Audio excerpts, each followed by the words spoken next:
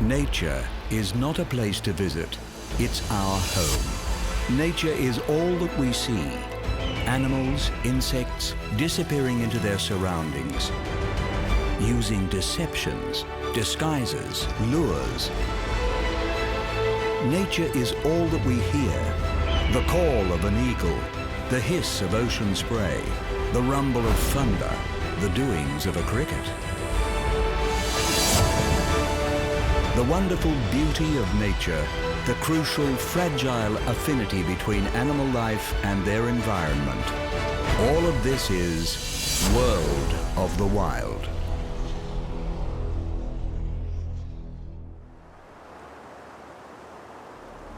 The Amazon. Spread over 9 countries and 5.5 million square kilometers. This is the world's largest rainforest and one of the most biodiverse places on the planet.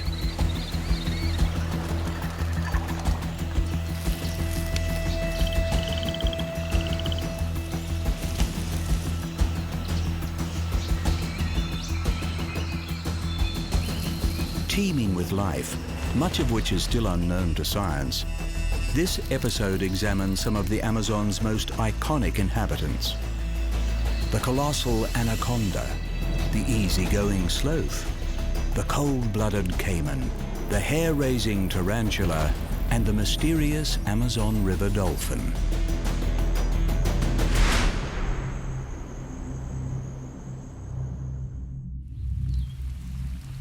In a place filled with legends, none have gripped the human imagination quite like the anaconda.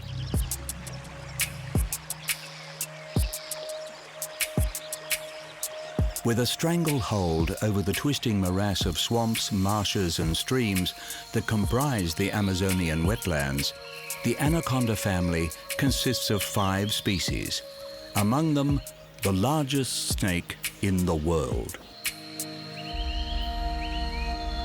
While the gargantuan proportions of the green anaconda are subject to wild speculation, what is certain is that all anacondas are perfectly adapted to the waterways of their rainforest home.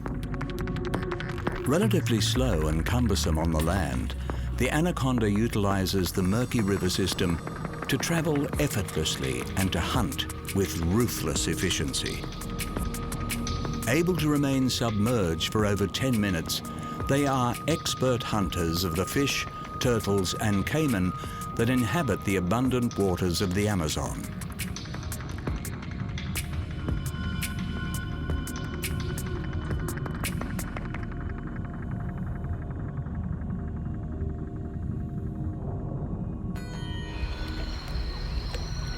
But that's not all.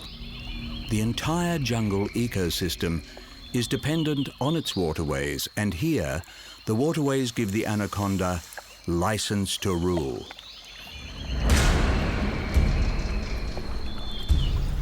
High-set eyes and nostrils allow it to remain almost entirely hidden in the water while laying in wait for the land-based prey. Anacondas will eat anything they can overpower, and for a snake this big, few in the Amazon are safe.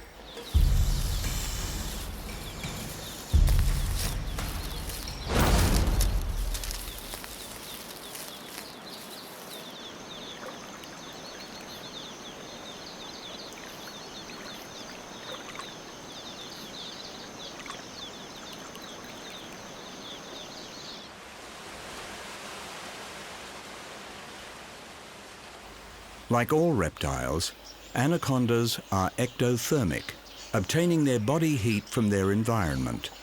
The Amazon rainforest's year-round average temperature of 27 degrees Celsius makes this paradise for big snakes.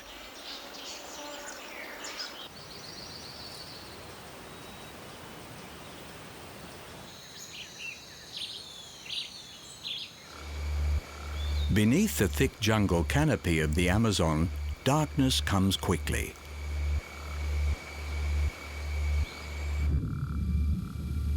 But the anaconda has adapted to hunt without light. Specialized sense organs around the lips detect body heat. The flickering forked tongue takes chemical cues from the air, and sensitive skin detects sounds and vibrations on land and in water.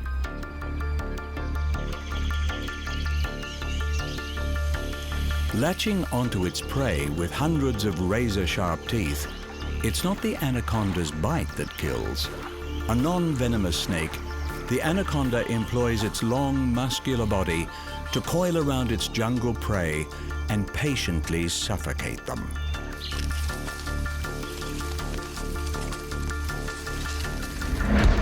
Meals are swallowed whole. Disengaging the lower jaw, the snake can stretch its mouth around food far bigger than its head. With a menu as wide as its gape, the anaconda preys on all that the Amazon has to offer. A top-order predator of the Amazon, the greatest threat to the deadly anaconda is from man. Prized for their legendary status, as well as their magnificent skin, the surprisingly shy and elusive nature of these snakes has so far kept them safe, allowing the legend to continue to grow.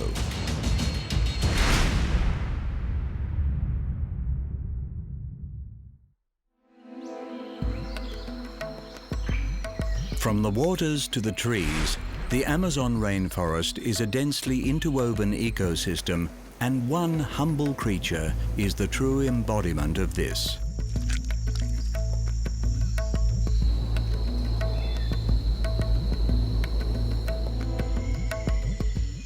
Sloths are the most prevalent tree-dwelling mammals in South America. They are also the least conspicuous. Concealed within the rainforest canopy, sloths display a distinctive preference for the widely distributed Cecropia tree, also known as the sloth tree. Sloths coexist as one with the jungle, to the point where their coat is a jungle in microcosm. Considered walking ecosystems, sloths' bodies are covered in thick coats that harbour their own animal and plant life.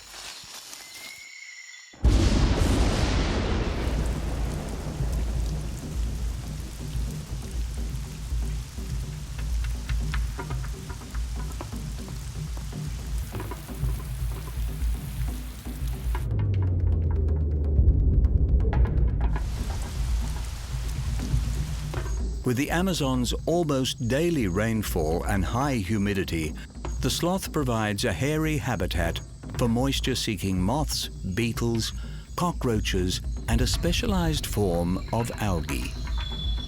Found nowhere else in the world, this host-specific microorganism has evolved with the sloth and is passed on to infants as they cling to their mother's fur.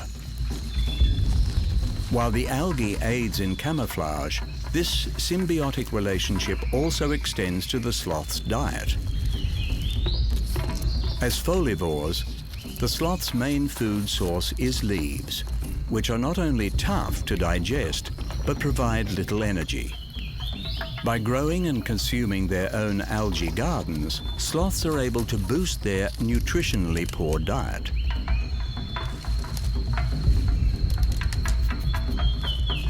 But even with a boost to their diets, sloths carry around 20% less muscle tissue than most mammals.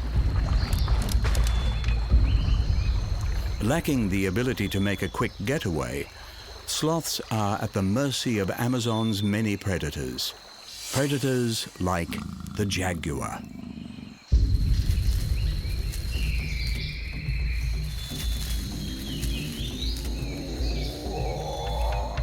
An expert climber, sloths can do little to defend themselves from this feline foe, but little is exactly what they do. Inactive for great parts of the day, sloths only move when necessary, hence the name, sloth. Often remaining in the same tree for years, when sloths do move, they are quiet, gentle, and slow, minimizing disturbance to the foliage and never calling attention to themselves. In this way, a lack of speed is advantageous. the sloth's economy of movement leaving predators completely oblivious to their presence. In their own effortless style, sloths are masters of the Amazon, but their success in the rainforest has come at a cost, with sloths unable to survive outside their specific habitat. As the embodiment of the interconnectivity of the jungle, to preserve the Amazon is to preserve the sloth.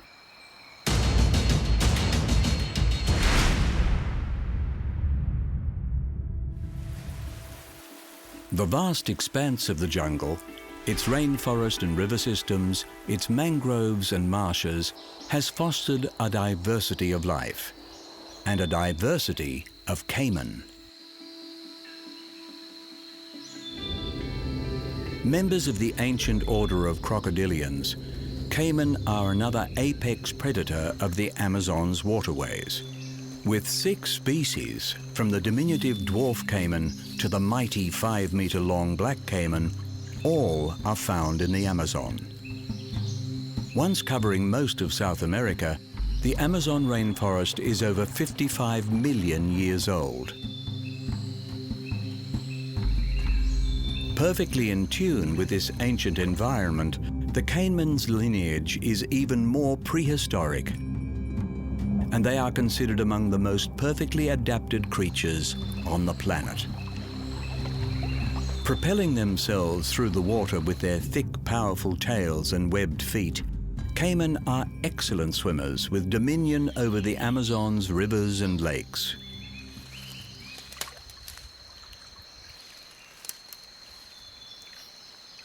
Hunting primarily by sight, their large eyes have vertical pupils, allowing for excellent night vision.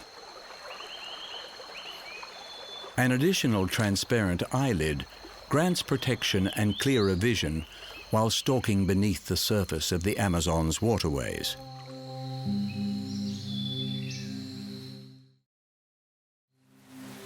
Snatching prey in their powerful toothy jaws, they are opportunistic predators, taking advantage of whatever food source is most abundant. With a wide diet including fish, amphibians, insects and snails, as well as other reptiles and large mammals, for caiman, the Amazon is a smorgasbord.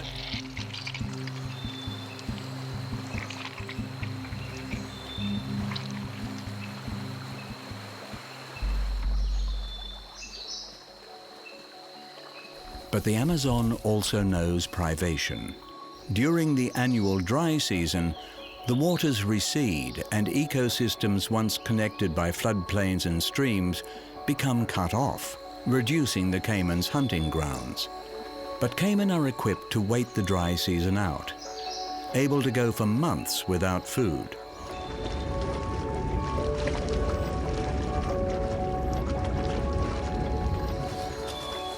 Conserving energy, they reduce their hunting activity. Being cold-blooded, no energy is wasted on producing heat, instead drawing it from the environment. When times get really tough, caimans can resort to cannibalism.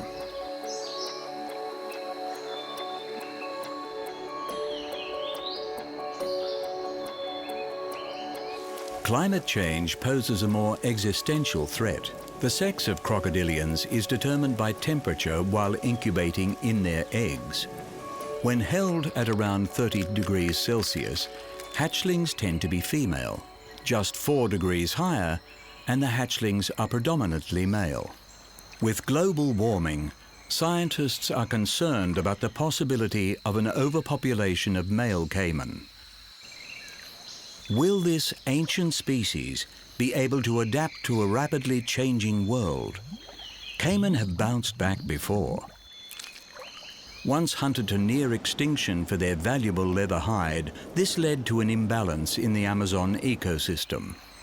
Strict anti-hunting laws and protected habitats have made the caiman a conservation success story in the Amazon, and their return to the top of the food chain has played an important role in maintaining the balance of the Amazon's fragile ecosystem.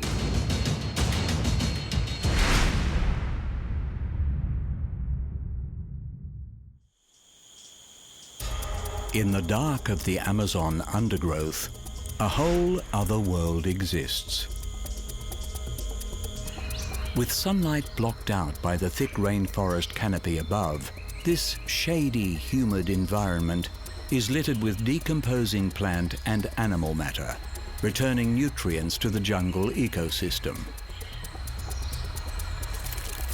But the rainforest floor is also home to a surprising abundance of life. A staggering 90% of all the creatures that live in the Amazon are arthropods, a group of invertebrates with external skeletons. Arthropods include insects, centipedes, scorpions, and spiders. With an estimated 3,600 species of spider in the Amazon, one species is arachnophobia personified, the tarantula. Inhabiting the planet since the age of the dinosaurs, there are over 800 species of tarantula spread over most of the world.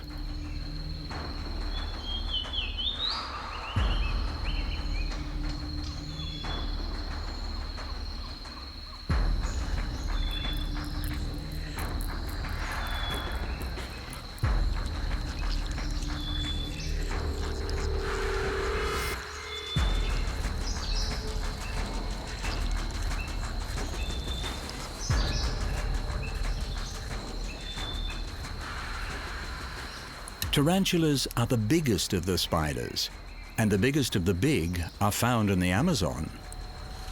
Here, tarantulas can grow to the size of dinner plates. Occupying underground burrows or tree hollows, unlike many spiders, tarantulas do not use their web to catch prey, preferring instead to ambush them. Laying in wait in their burrow entrances, tarantulas are coated in sensitive hair that helps them detect prey, called seta. These fine sensory organs are used to pick up on vibration, identify chemical signatures akin to smell, and possibly even detect sound. This coating of seta allows tarantulas to determine the location and size of approaching quarry before they see it.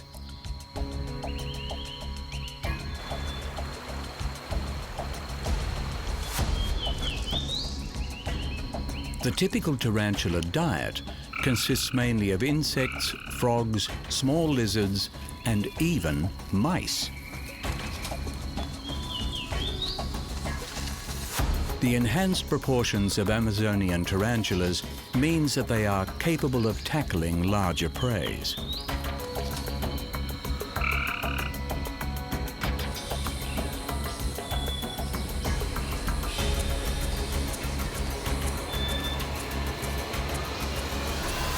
When the victim is within range, the tarantula launches its attack, using its legs to grab hold of its quarry and paralyzing it with venom. Once the victim is dead, tarantulas administer an injection of digestive enzymes, liquefying their meals and sucking them up through straw-like mouths.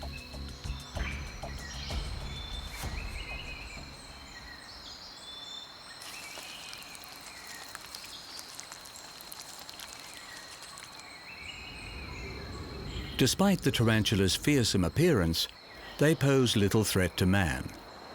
Man, on the other hand, poses a threat to tarantulas through habitat destruction and the pet trade. Fortunately, in the case of the Amazon, all indications are that the tarantula population is continuing to thrive.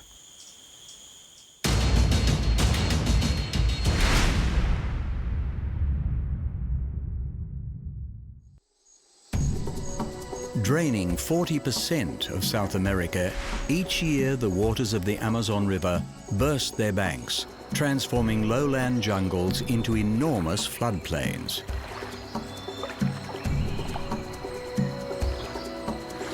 Amazon River dolphins, also known as boto dolphins, are the largest freshwater dolphin in the world and a mystery of the animal kingdom.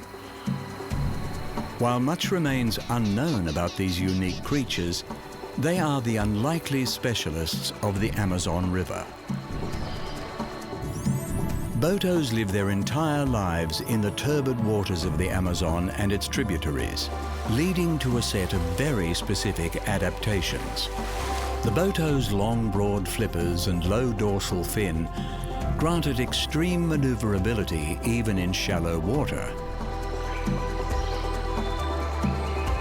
Unfused neck vertebrae allow river dolphins to turn their heads 180 degrees to either side, a vital adaptation in navigating a choked maze of submerged obstacles.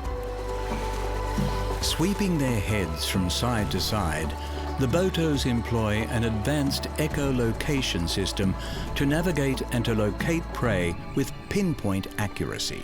With small eyes, there is uncertainty as to how well Botos can see, but hunting fish, turtles and crustaceans in the dark, muddy waters of the Amazon, it is certain that they do not rely on eyesight.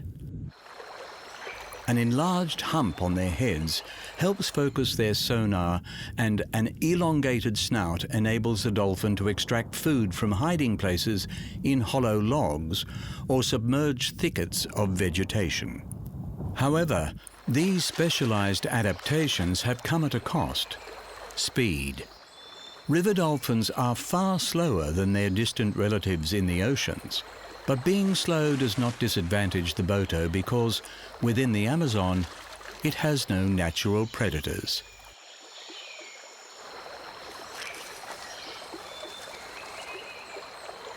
No predators, that is, except for man. Traditionally, Amazonian tribes protected the Boto, believing them to be semi-divine beings capable of shape-shifting into human form. Today, industry and fishing threaten the Boto's habitat and the food source they depend on to survive.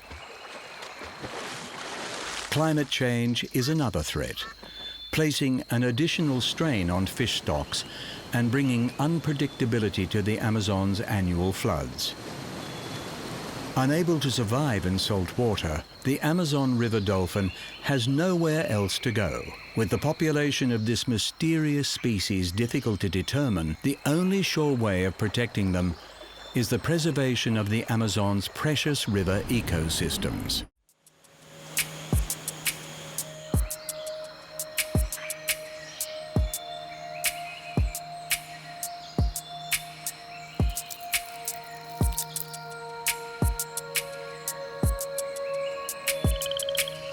Rainforests are believed to contain more than half of all the plant and animal species on Earth, as well as countless others waiting to be discovered.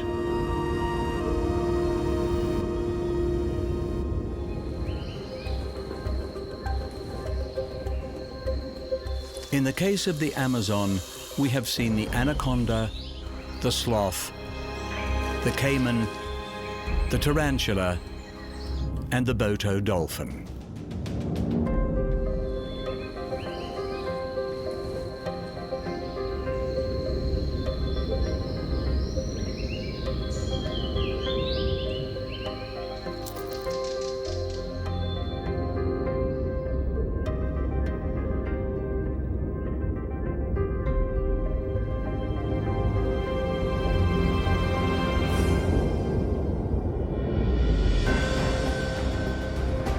Yet the influence of the Amazon stretches far beyond its borders. Considered the lungs of the planet, it produces around 20% of the world's oxygen and stops greenhouse gases from entering the atmosphere. But at current rates of deforestation, in as little as 50 years, the vast wilderness of the Amazon may no longer exist.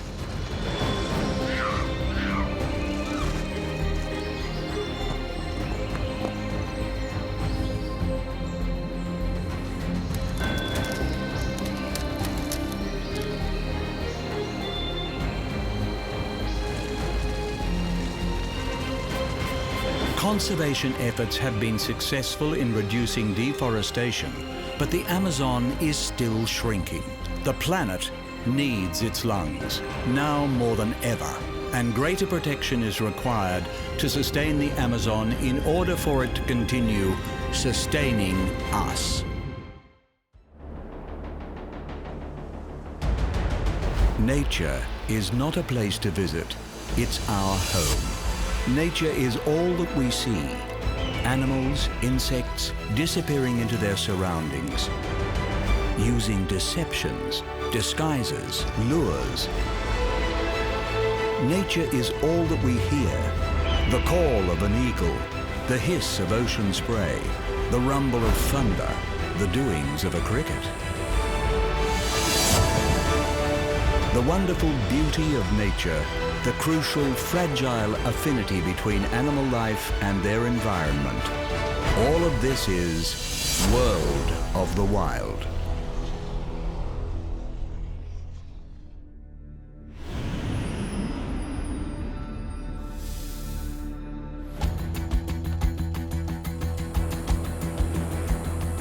Covering almost half of continental Africa, the open woodlands and rolling grass plains of the Savannah pass through more than 25 countries. Stretching for nearly 13 million square kilometers, the scale of this unique tropical grassland is staggering, and so too is the diversity of life that it fosters. In this episode, we will encounter some of the Savannah's most famous residents: lions, elephants, wildebeests, cheetahs, and giraffes.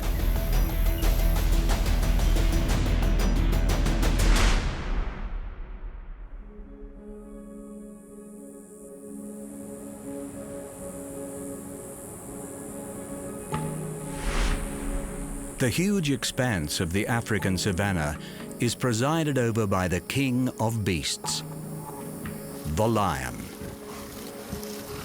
The largest carnivores in Africa, lions are the continent's top predators. Although capable of hunting at any time, lions have few sweat glands, so tend to be less active during the day, managing the heat of their grassland kingdom by relaxing in whatever shade is available.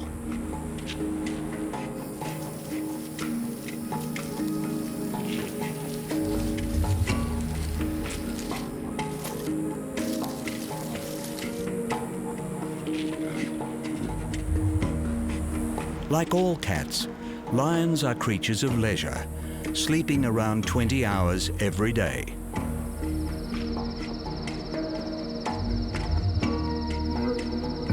But they come alive at night. While the African veldt offers limited cover for stalking prey in daylight hours, the cover of darkness gives lions the advantage. Highly developed eyes allow lions to amplify even the faintest light, granting them excellent night vision. Thought to be up to 8 times more effective than humans.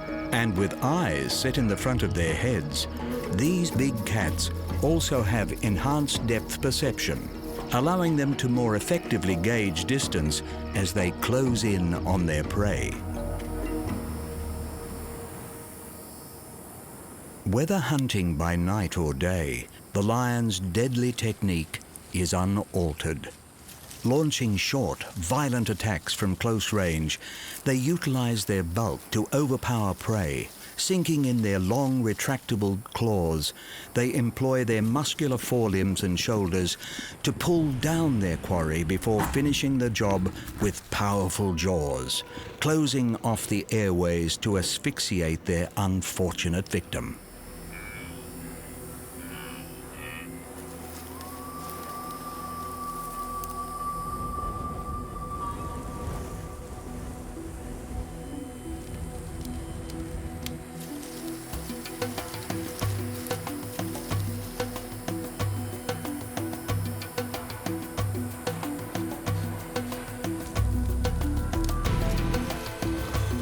Seasonal fires are a regular occurrence on the savanna, particularly during the dry season.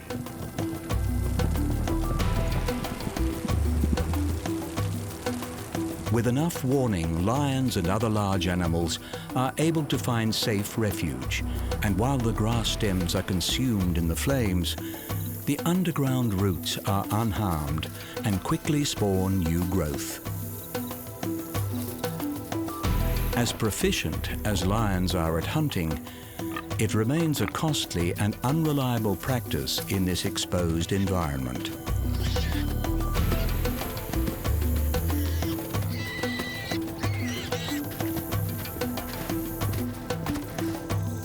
Despite fabled associations with nobility, in reality, lions are opportunistic, as much scavengers as they are hunters.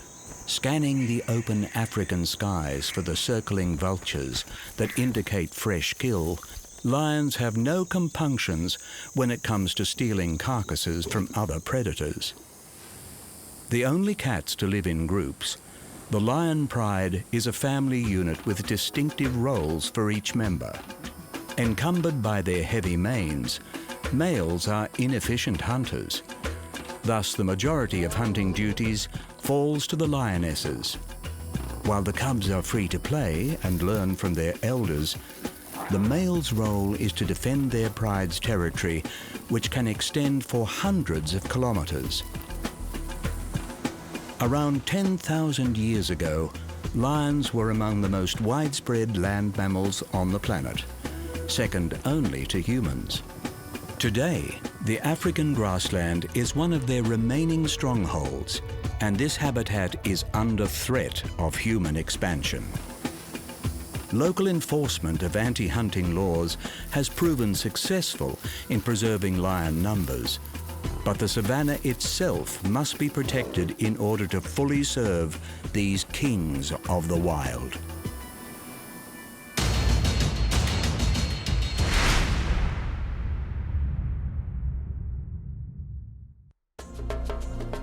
In the wide open world of the African veldt, the presence of the largest terrestrial creature on the planet is unmistakable: the elephant. But when you're this big, there's hardly a reason to hide. Africa is home to two of the world's 3 living species of elephant: the smaller forest elephant and the truly enormous savanna elephant. Continuing to grow throughout their long lives, male savanna elephants can reach heights of 4 meters and weights of over 6 tons.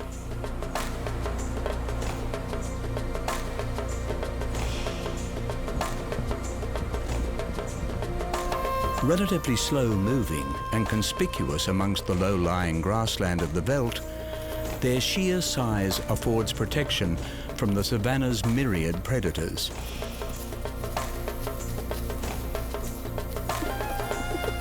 But size comes at a cost.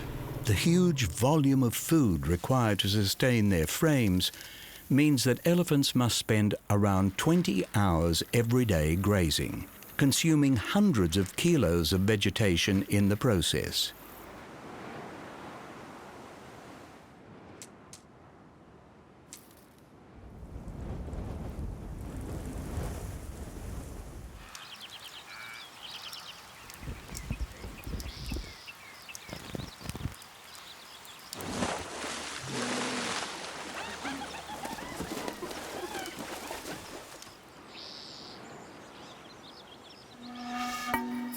Vast quantities of water are also required, and on the baking plains of the savanna, water can be a notoriously unreliable resource.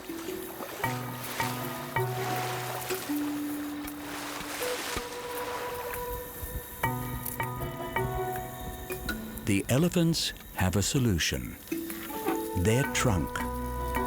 Considered the most versatile appendage in the animal kingdom, elephants' trunks are made up of over 40,000 muscles. By comparison, the entire human body has just 639. Used for tasks as diverse as fighting, feeding, and courting,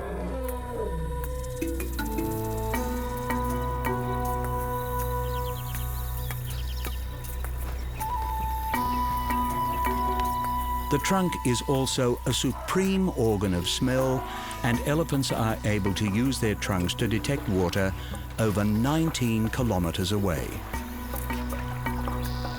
Steadily traversing the immense grassland plains, these giant pachyderms are able to cope with the extreme heat of their environment through another specialized adaptation, their ears.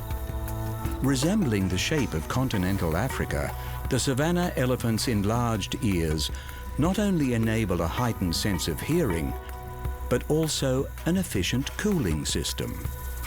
Presenting a large, thin area of skin, as the elephant's blood passes through the many veins of their ears, heat is readily transferred back to the environment, reducing the elephant's body temperature by as much as 9 degrees Celsius.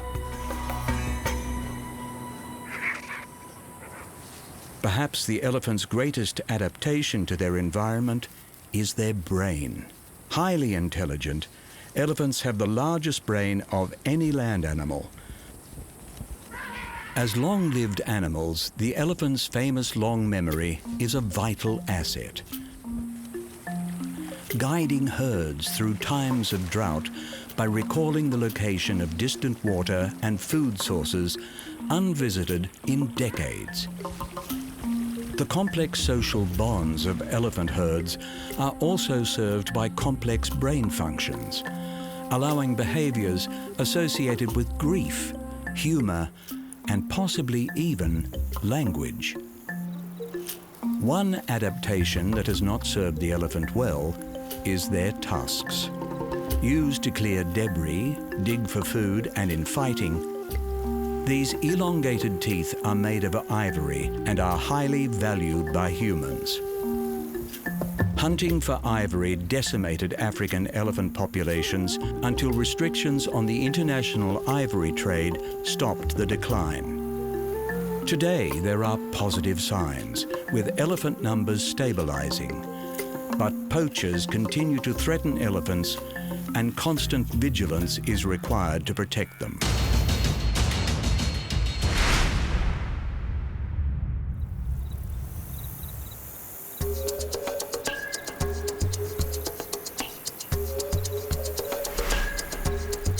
Throughout this sprawling grassland environment, across the open plains, over the undulating hills, and amongst the outspread shrubland, the most abundant big game species is the wildebeest. Receiving their name from Dutch settlers, noting their resemblance to wild cattle, wildebeest are members of the antelope family. And while they are the preferred prey of many grassland species, particularly lions, wildebeests are no easy target. Coated in tough hide, the wildebeest is capable of speeds of 80 kilometers an hour and has the stamina to outpace big cats. With adults weighing up to 250 kilograms and armed with vicious horns, these wild cattle are more than equipped to contend with predators that stalk them through the grassland habitat. But their real strength is in numbers. Herd animals, wildebeests have developed behavioral adaptations to maximize their defense. Alternating roles of guard duty and sleeping, wildebeest herds are vigilante 24 hours a day. When threatened, the herd selflessly protects its youngest and most vulnerable members by closing ranks around them. Wildebeests have also developed collaborative relationships with other grassland creatures. Joining forces with zebras, they form mixed grazing groups in open savanna, simultaneously increasing their collective awareness whilst decreasing each individual's chance of being attacked. Highly attuned to the sounds of the savanna, wildebeests are keenly aware of the alarm calls from tree-dwelling birds and baboons, an early warning system telling them it's time to move. And moving is what wildebeests do best. Every year, herds in their hundreds of thousands come together for a defining event of the African grassland and one of the world's most spectacular natural phenomenons, the Great Migration. Chasing the rains of the Savannah's wet season, they head northward in search of greener pastures in a ground-trembling mass movement sweeping inexorably across the plains. Stalked all the while by their usual grassland predators, they must also contend with several major river crossings through crocodile-infested waters. And while the migration may look disorderly, researchers have discovered there is a swarm intelligence to the transit. With a shared goal that will benefit the entire herd, the animals are able to repeat tests of trial and error in order to collectively overcome the obstacles that lie in their path. Successful migrations require connected wilderness corridors across the African continent, and human developments such as roads and fences create new barriers every year.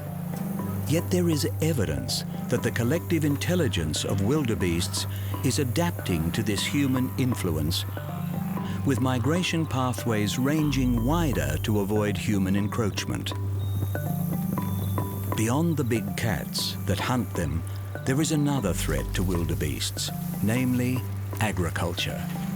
Competing with livestock over grazing rights and blame for spreading disease amongst domesticated cattle, wildebeest numbers have decreased rapidly in recent years as they are fenced out of traditional feeding areas and migration pathways. However, wildebeest grazing habits are known to be increasing soil fertility while decreasing fire risk on the savanna. And both farmers and conservationists recognize that wildebeests are needed to sustain the valuable grassland ecosystem.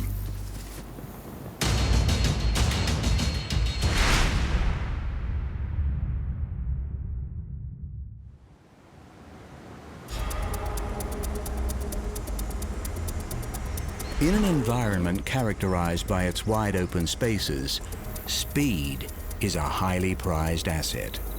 But even in the fastest, in the unforgiving savanna, life is never easy. As the fastest land-based animal, the cheetah has evolved purely for speed, regularly clocking sprints of over 90 kilometers an hour. But acceleration is one thing, and control is another. So while cheetahs may be famous for their speed, it is actually their agility that is the secret to their success on the veldt. Rare among the cat family, semi-retractable claws grant traction through the grassland as the cheetah swivels its narrow waist for high-speed maneuvers, the elongated tail acting as a rudder for stabilization.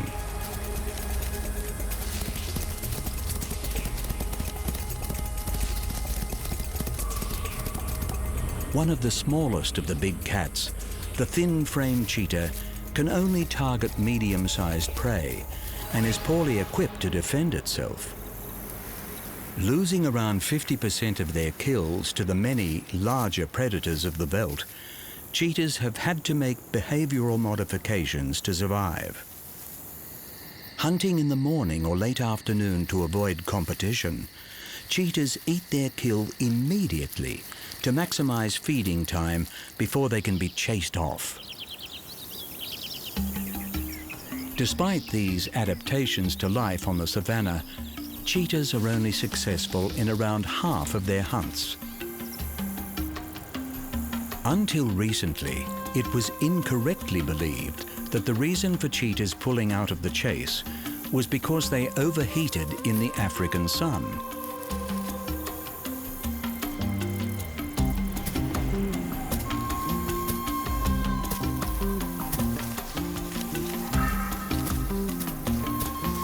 However, cheetah body temperatures do rise when feeding.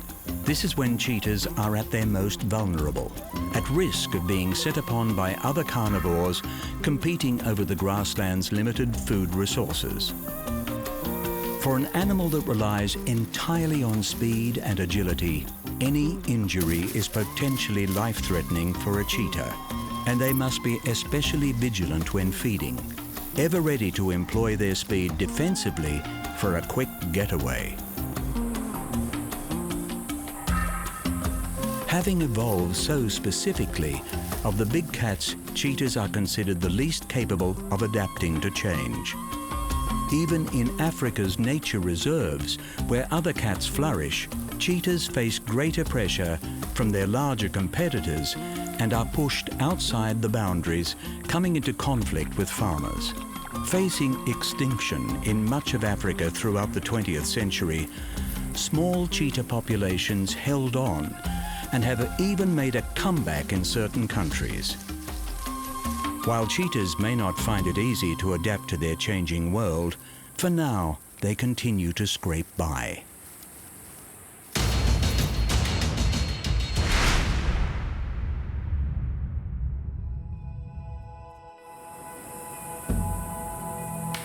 The abundant and diverse life that inhabits the African grassland has developed a range of adaptations to thrive in this challenging environment.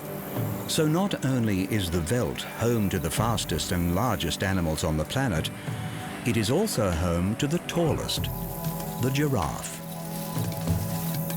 With male giraffes reaching heights of 5.5 meters, these lofty animals tower above the grassland.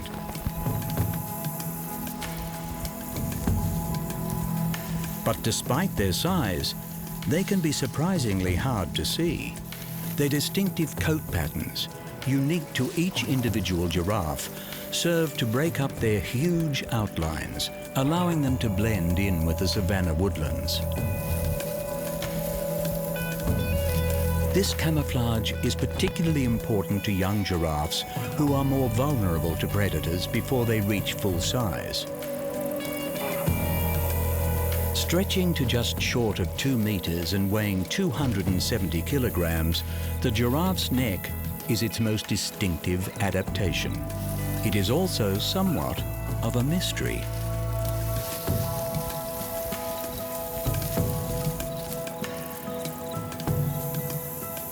The conventional scientific explanation for the giraffe's extended neck center around natural selection, with their reach allowing them to feed on foliage that competitors cannot access, giraffes have an advantage over other herbivores. However, recently some scientists have questioned whether the giraffe's neck is less important for feeding and more important in sexual selection. Male giraffes must compete in order to secure mating rights to females, using their necks as weapons. Known as necking, these fights consist of males wrestling their necks against each other and swinging their horned heads to deliver sledgehammer blows. If males with longer and stronger necks are winning these contests, could it be selective breeding that is driving the growth of the giraffe's neck? The giraffe's height affords them a very particular perspective over the immense plains of the savanna, but it is their heart that allows them to stand so tall. Weighing 11 kilograms, the massive giraffe heart races at 150 beats per minute, twice the rate of humans, in order to pump blood to the extremities of these extreme bodies. Displaying a distinct preference for the hardy and wide-ranging acacia tree, giraffes are well adapted to feeding in both the wet and dry seasons of the savanna. Grasping foliage with their elongated, prehensile tongues, they consume around 34 kilograms of vegetation daily. Giraffes also get the majority of their liquid from the leaves they eat. This means that they only need to drink every 3 days or so, minimizing the risk of attack from crocodiles and other predators around the savanna's waterholes. As human expansion has altered the savanna landscape, giraffe numbers have suffered, but they appear to be adapting to the changes. Able to graze alongside cattle, giraffes do not directly compete with livestock and are able to coexist with agriculture in a way that many other wild animals cannot. The unique grassland plains and sparse woodland environment of the Savannah has seen some remarkable animal adaptations. Across the continent of Africa, we have seen the lion, the elephant, the wildebeest, the cheetah, and the giraffe. Yet the future of this grassland environment hangs in the balance. Facing the all too common pressures of human expansion, changes in the world's climate also threaten to upset the precious balance of the savanna ecosystem. Africa's commitment to preserving the savanna and its inhabitants through nature reserves is a crucial first step, but it is a global effort that is required to ensure the future of this extraordinary and fragile environment.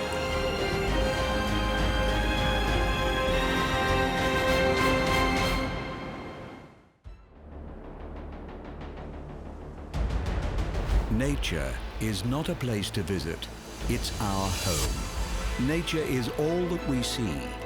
Animals, insects, disappearing into their surroundings, using deceptions, disguises, lures. Nature is all that we hear. The call of an eagle, the hiss of ocean spray, the rumble of thunder, the doings of a cricket. The wonderful beauty of nature, the crucial, fragile affinity between animal life and their environment. All of this is World of the Wild.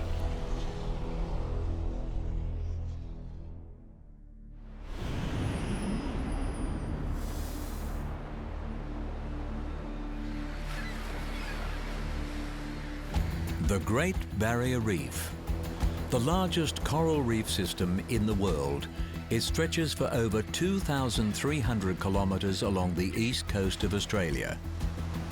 Comprised of billions of tiny life forms known as coral polyps, the reef is the largest structure on Earth made from living organisms, so large that it is visible from outer space. With the continent of Australia uplifting into its solitary position tens of millions of years ago, the land mass was raised above normal sea levels, creating a base platform for the reef at the perfect depth for corals to flourish. In this episode, we delve into the waters of the Coral Sea to explore its colourful environment and examine the diverse animal life that it's home to. We will search for the concealed octopus, follow green sea turtles on their journeys, comb the seagrass with dugongs, learn the secrets of jellyfish, and hunt with white-tip reef sharks.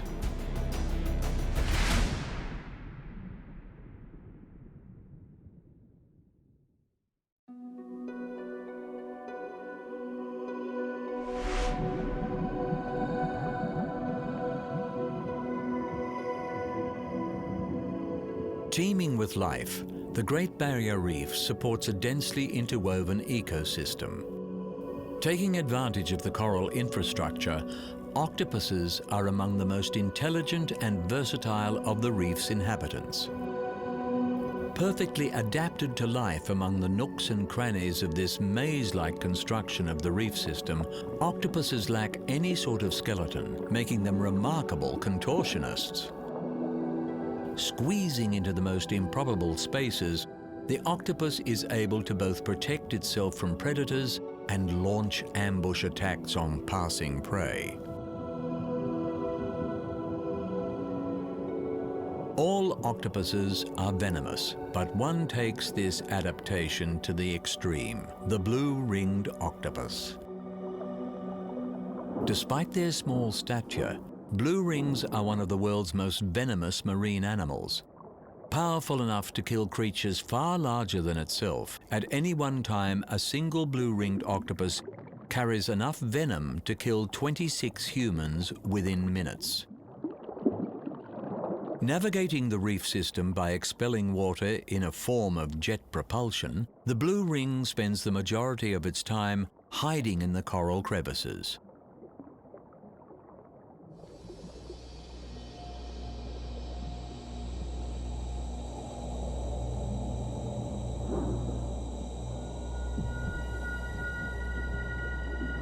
Masters of disguise, not only can blue rings change their color in a split second, but they are also able to alter the texture of their skin in order to blend seamlessly with their surroundings. And the blue ring employs it to deadly effect when pursuing its preferred prey, the small crabs and shrimp.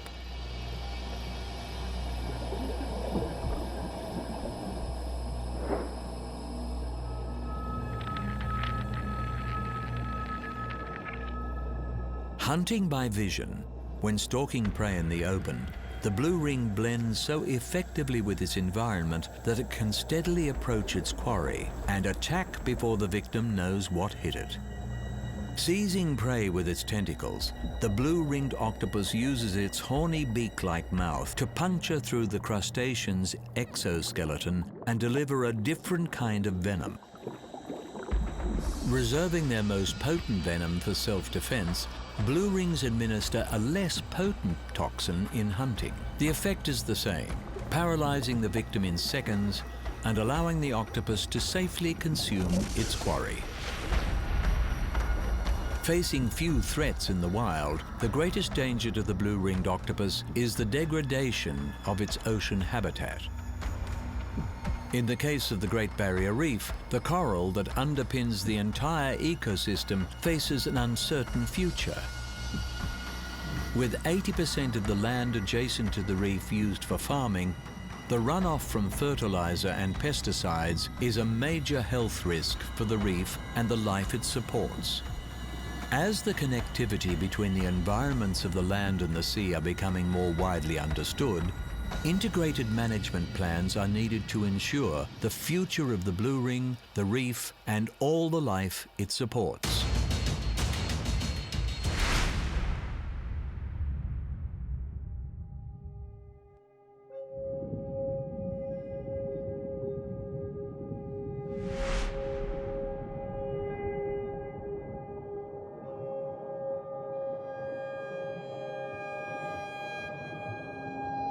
Of the 7 species of marine turtle, 6 can be found in the Great Barrier Reef.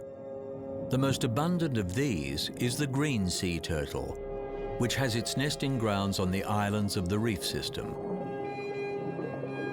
Feeding on the abundant sea grasses and algae of the warm waters of the Coral Sea, adult turtles are exclusively herbivores.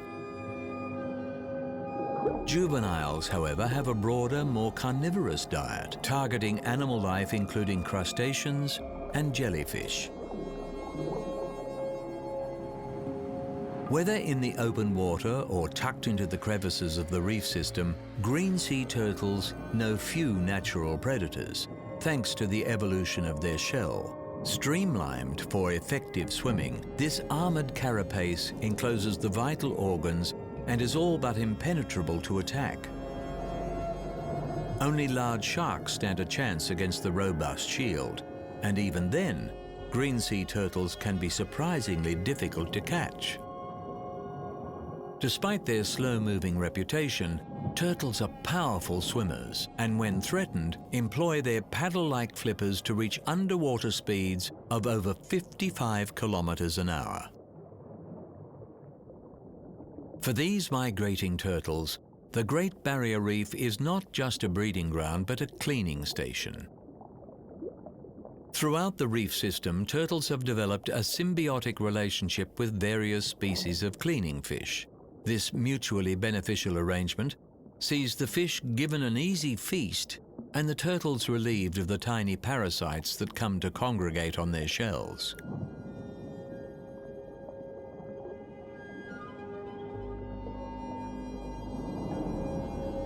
Taking decades to reach sexual maturity, females do not breed until they are around 45 years old.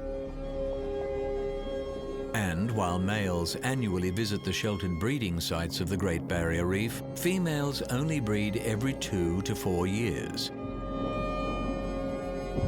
When she is in a breeding year, the female controls the process, mating with multiple males to fertilize her clutch of over 100 eggs.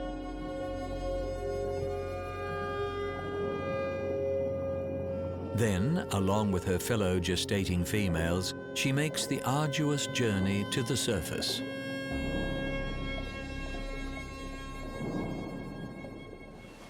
With almost 1,000 islands dotted throughout the Great Barrier Reef, green sea turtles have a range of nesting areas.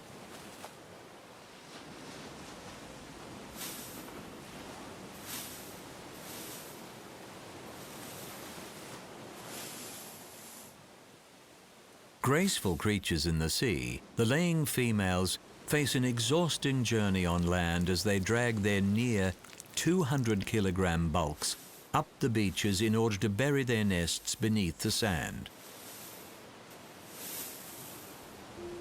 This is goodbye for the mother and her young. She will not stay with her children.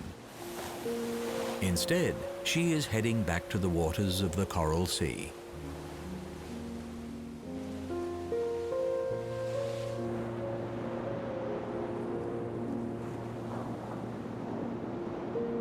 Around 10 weeks later, the eggs hatch.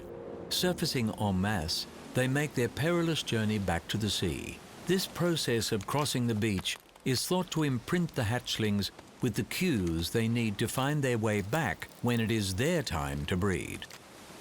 But many will not make it. With their mothers long gone, the hatchlings must fend for themselves against predators such as crabs that pick the vulnerable turtles off as easy meals. For the green sea turtle, this, their first journey from nest to sea, is the most dangerous of their lives. And even for those that manage to swim away, the future is far from certain for this endangered species.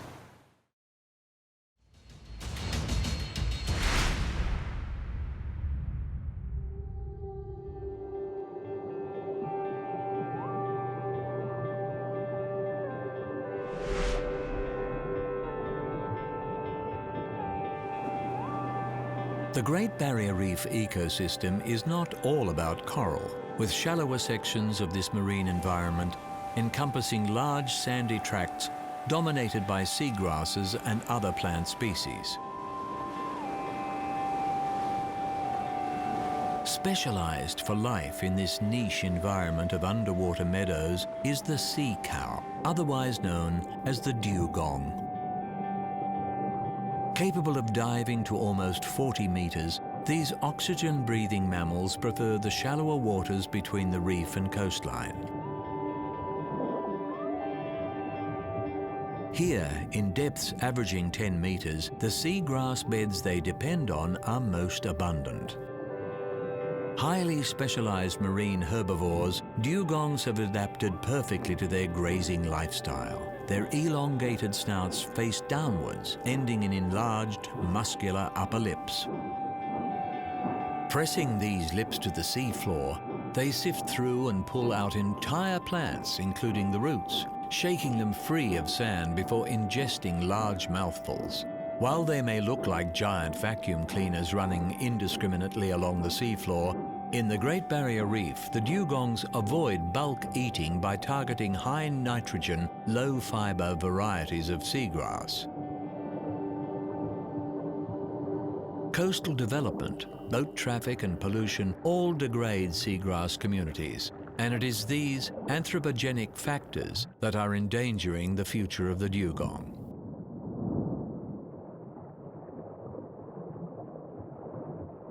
Because they are evolved for such a specific marine environment, to protect the seagrass habitat is to protect the dugong.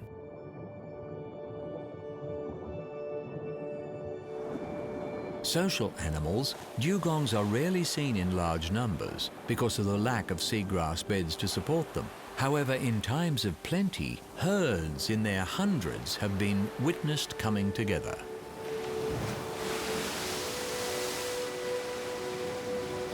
While numbers of this shy and elusive creature are difficult to gauge, the Great Barrier Reef is considered to support a stable and healthy dugong population. Although fishing-related fatalities continue to occur, dugongs are protected in many countries by strict anti-hunting laws.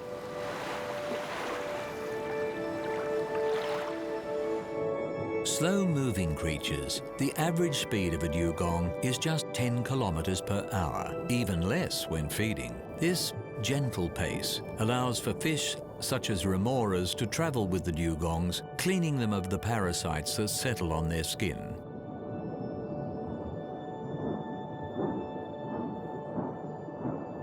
Long-lived mammals with a lifespan of around 70 years and a slow reproduction rate, preserving this endangered species will require a sustained commitment for many years to come.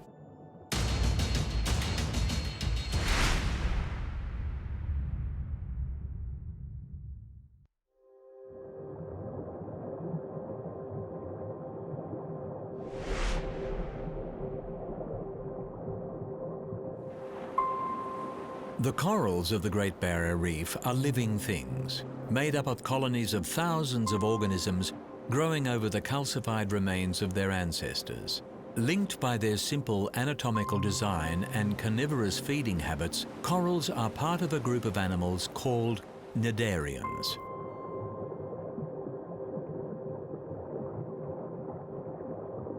The basis of the Great Barrier Reef are tiny stony coral organisms called polyps, members of the cnidarian family. When these polyps attached to the continental shelf around Australia's northeast coast, they divided into thousands of clones to form colonies.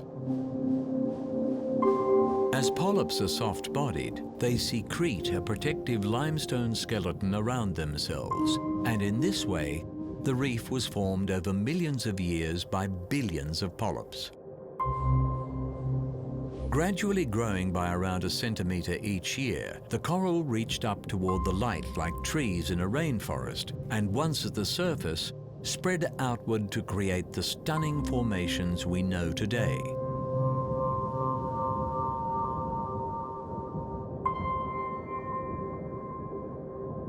Vastly different in appearance, the free-floating cnidarian cousin of the coral is the jellyfish. While the sedentary corals of the Great Barrier Reef required clear, sunlit waters at a very particular depth range, the mobile jellyfish is far less fussy and can be found in almost every ocean on the planet.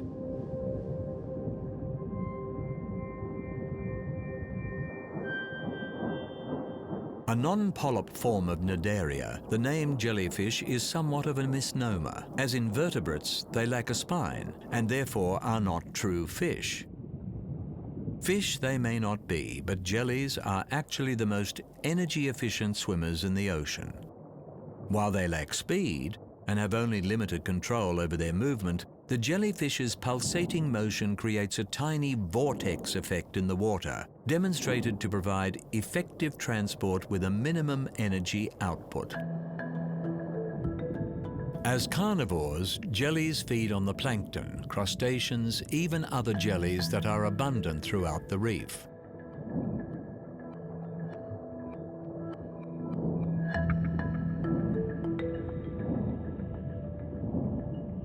Each tentacle houses thousands of tiny cells containing stinging thread-like harpoons called nematocysts.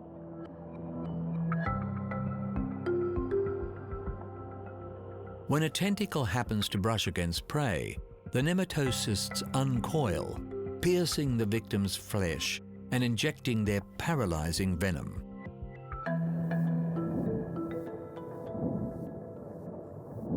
Found in the offshore waters of the reef during the tropical wet season, box jellyfish are considered among the most venomous animals in the world.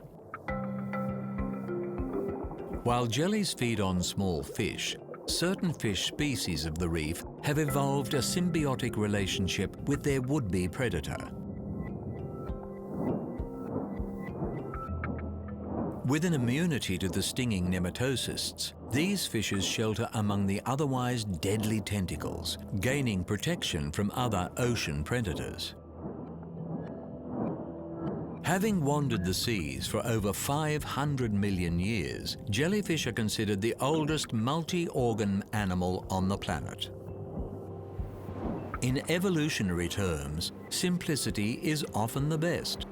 And there is evidence that jellyfish numbers are increasing globally despite changes in the oceans that are unfavorable for other species. Recent research is suggesting that jellyfish are resistant to ocean acidification caused by global warming. And while creatures such as sharks, tuna, and sea turtles may prey on jellyfish, overfishing is reducing many of their predators.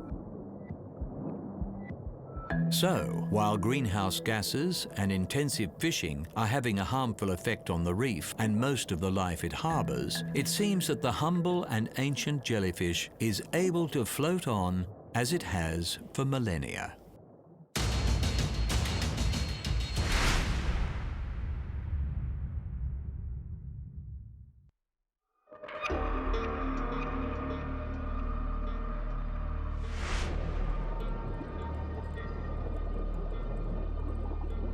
With an abundance of life comes an abundance of predators, and the Great Barrier Reef is no different. Of the variety of sharks that inhabit the teeming waters of the reef's rich ecosystem, the white-tip reef shark is the true specialist of this coral environment.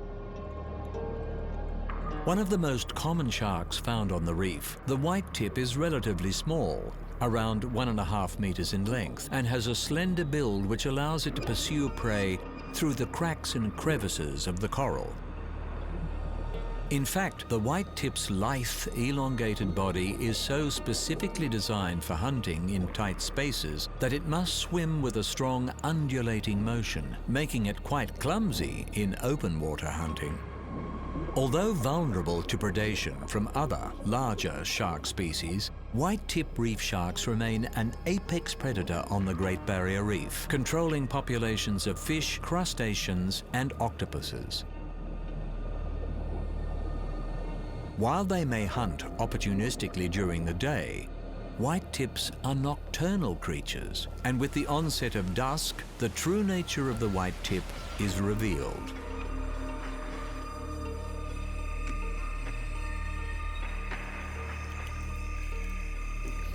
Methodically patrolling the coral reef in loosely organized groups, white-tip reef sharks hunt by smell and by employing their sixth sense, detecting the faint electrical fields generated by their prey.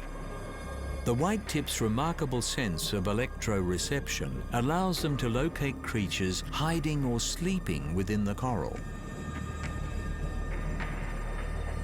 Forcing their way into the holes of the reef face, often with enough vigor to break the coral and damage their own skin, white-tips feed on the plentiful aquatic life sheltering within the reef, like goatfish and parrotfish.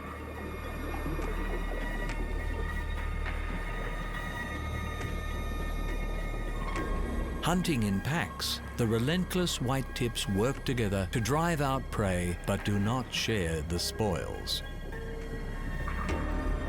Unlike grey reef sharks or their black-tip counterparts, the competitive feeding of white-tips is more well-mannered and does not stir them into feeding frenzies.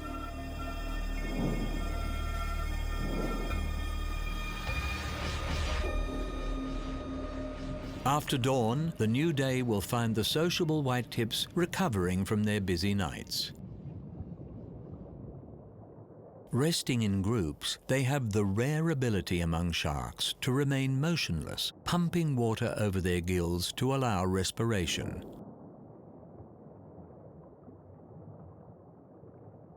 So well adapted to their reef hunting lifestyle, white-tips do not require an extensive range. Tending to occupy small patches of reef, around a square kilometre in size, they rarely venture far from their modest home range. With diminishing numbers, the white-tip reef shark's limited range and slow reproduction rate has seen them classified as a near-threatened species.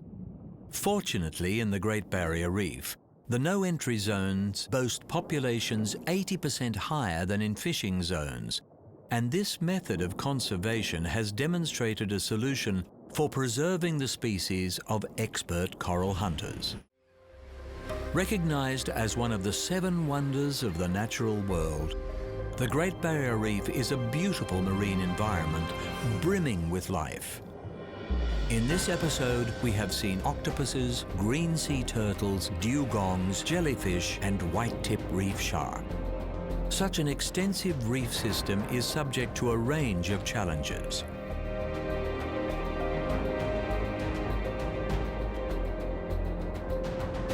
Increasing water temperatures are already taking their toll on the fragile corals. And these changing conditions have allowed the coral-eating crown of thorn starfish to flourish.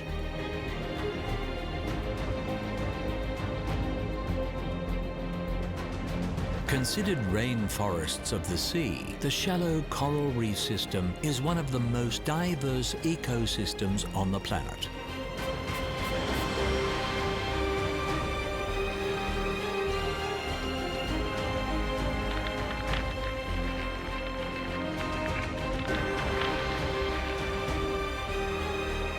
And with dedicated management, the hope is that it can remain so for generations to come.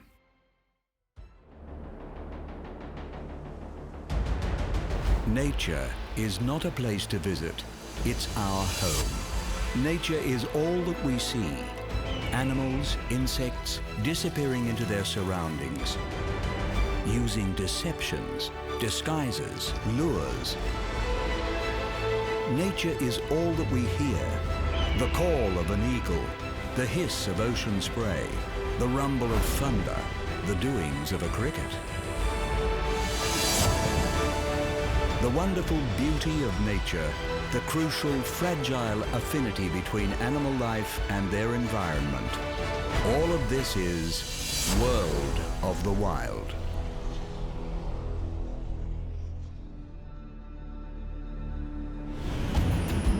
The northernmost part of the globe, the Arctic, is a windswept polar desert.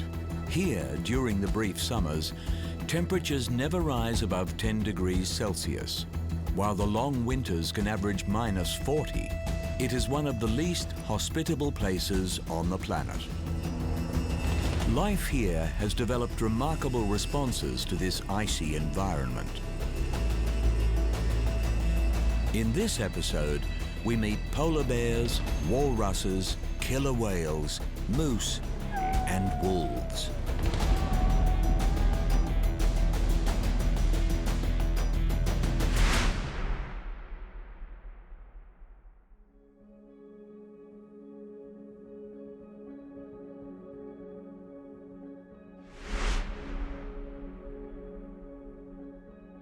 Characterized by its ancient glacial formations, the Arctic landscape is ever-changing, dominated by the extensive ice sheets that grow and subside seasonally over the frigid waters of the Arctic Ocean. This is the domain of the Arctic's most famous resident, the polar bear. With males weighing upwards of 600 kilograms, the polar bear is the largest terrestrial carnivore on Earth. However, because the vast majority of their time is spent on the sea ice of their Arctic environment, and because they rely on this sea ice to hunt, polar bears are actually classed as marine mammals. In this frozen terrain, the search for food keeps polar bears in near constant motion. Their preferred prey, seals, inhabit the Arctic in their millions, but taking them is far from easy. In the months when there is sufficient ice cover, polar bears must search out the holes that seals use to breathe and lie in wait to launch their attack at the opportune moment. When the ice is too thin, or the seals too elusive, polar bears exist on their fat reserves or scavenge whatever food they can find. With the sea ice, a notoriously precarious surface, polar bears have adapted to become excellent swimmers. Granted buoyancy from their insulating layer of body fat, they use their large forepaws to paddle through the freezing water with incredible efficiency and have been documented swimming non-stop for days at a time. Although generally solitary animals, When they do come together, polar bears are noted for their curious and playful social interactions.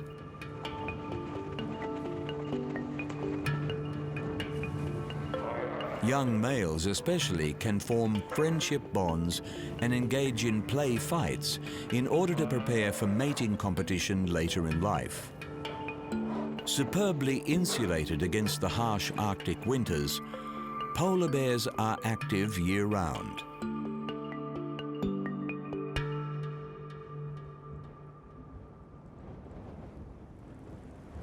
While they do not hibernate, pregnant females dig maternity dens in the snow in order to protect newborn cubs from the elements. Generally giving birth to 2 young, the cubs will stay close by their mother's side for the first 2.5 years of their lives.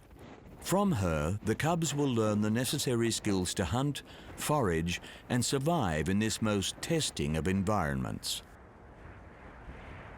From an early age, the cubs must be able to travel. With the melting and freezing of the sea ice and the seasonal migrations of their prey, polar bears must remain mobile if they are to feed and live in the ever-shifting world of the Arctic. For these bears, it is a nomadic life, and the cubs keep pace with their mother as she guides them through the vast expanses of their frozen home.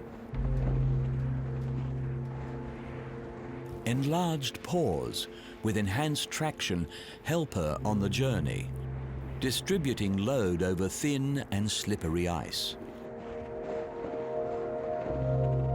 And it is increasingly thin ice that polar bears find themselves on, with global warming having a more marked effect on the Arctic than just about anywhere else in the world.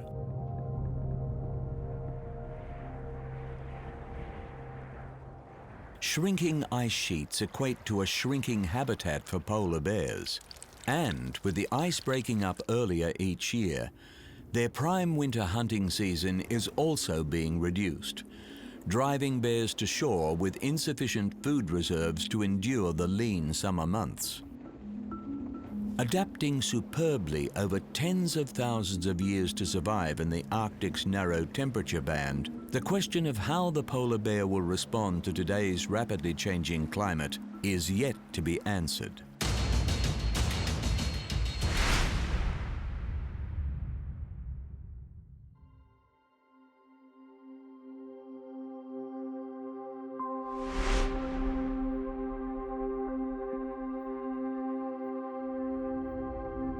At first glance, the desolate, forbidding landscape of the Arctic appears utterly unreceptive to life. Yet this cold, barren world harbors a specialized and surprisingly abundant biome, not the least of which is to be found in the surrounding waters. Walruses are the largest seal species in the Arctic and the second largest in the world.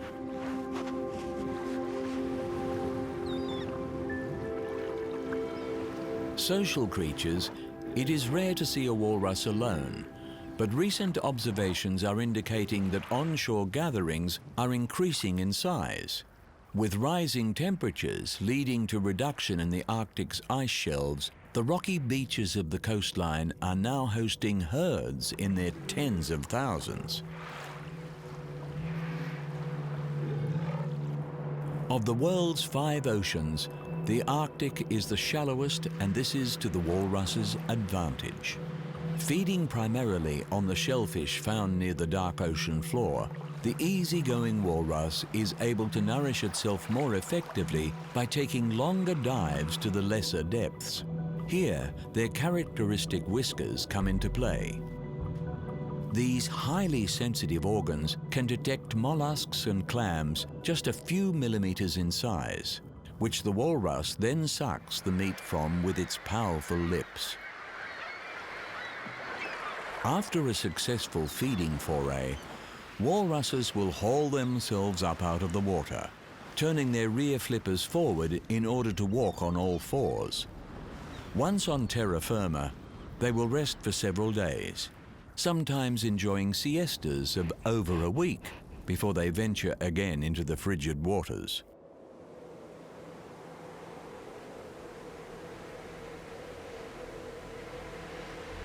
Because the Arctic Ocean is salt water, the water temperature must drop to minus 1.8 degrees Celsius before freezing. And the walrus is perfectly comfortable in these sub-zero conditions. Up to 10 centimeters thick in places, the wrinkled skin of the walrus covers an even thicker layer of blubber beneath. Not only does their blubber insulate them, it can also be converted to energy in order to see walruses through the Arctic's lean times when feed is less plentiful. Curiously, the purpose of walruses' most recognizable appendage, their tusks, is somewhat unclear. These elongated canines can reach a meter in length and were once thought to be used in feeding, though more recent research has shown this is not the case. Instead, it appears the tusks are more of a multi-purpose instrument used in self-defense, for hauling their weighty bodies out of the water, and for maintaining breathing holes in the ice. Importantly, as males with the largest tusks have the most success in breeding, it seems the tusks are a status symbol in walrus society, one that's irresistible to females.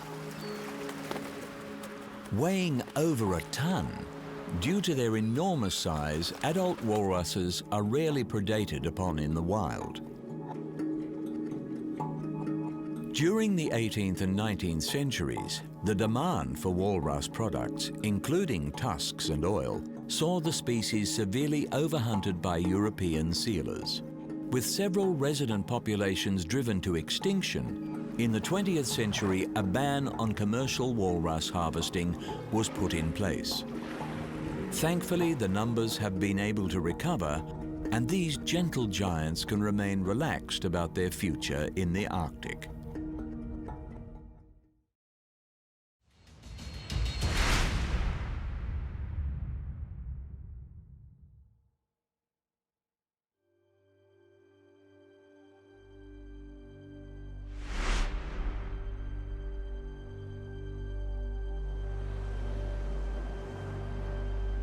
In the waters of the Arctic, one creature presides over all others: the killer whale, properly known as the orca.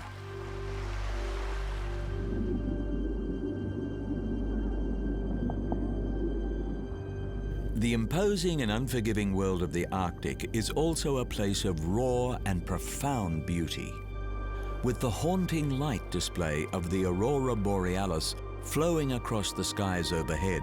Some of the Arctic's most majestic assets can only be found below the surface.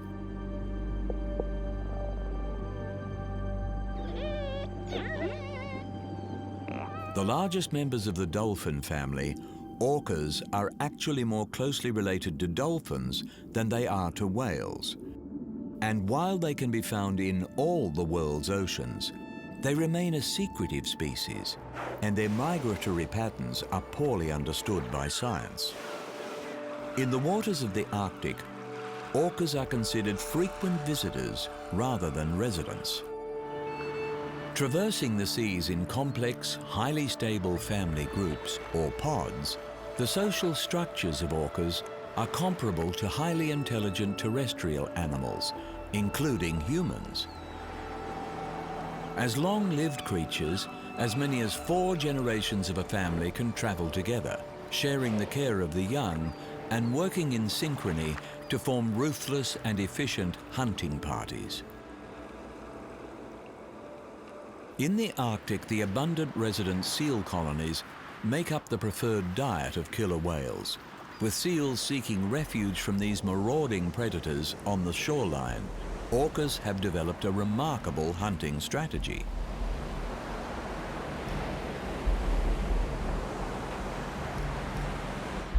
Surging into the shallows where the seals are at rest, orcas will temporarily beach themselves in order to snatch their quarry from beyond the water's edge. With beaching usually fatal for dolphins and whale species, this is a highly risky technique, requiring precise timing if the orca is to make a kill, and more importantly, careful judgment if it can successfully work its huge bulk back into the sea. These beach attacks are not instinctive to orcas, but can mean the difference between feeding or going hungry in the Arctic. Taking years to master, senior killer whales have been witnessed teaching younger pod members the technique by releasing injured seals into the vicinity of the less experienced orcas, allowing them to practice making a beach kill on already weakened prey. Predictions for their future in the Arctic are speculative. The process of bioaccumulation results in toxins from prey species building up in the predators that feed on them. Occupying the top of the food chain, orcas have the unfortunate distinction of carrying the highest toxin levels of any animal in the world. Global warming has resulted in the reduction of much of the Arctic sea ice, actually expanding the orca's habitat in these waters. It has also opened the region's gas and oil reserves to drilling interests. With the health of the oceans directly reflected in the health of the magnificent orca, both must be carefully guarded for future generations.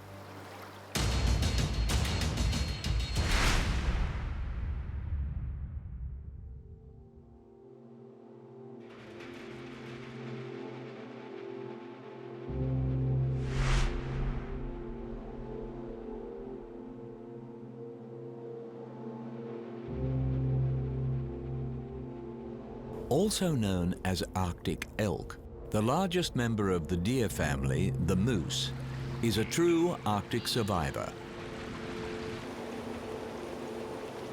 Coated in a layer of permafrost, the Arctic tundra is a treeless plain where only the most hardy shrubs and grasses can grow. Few large animals are capable of existing here.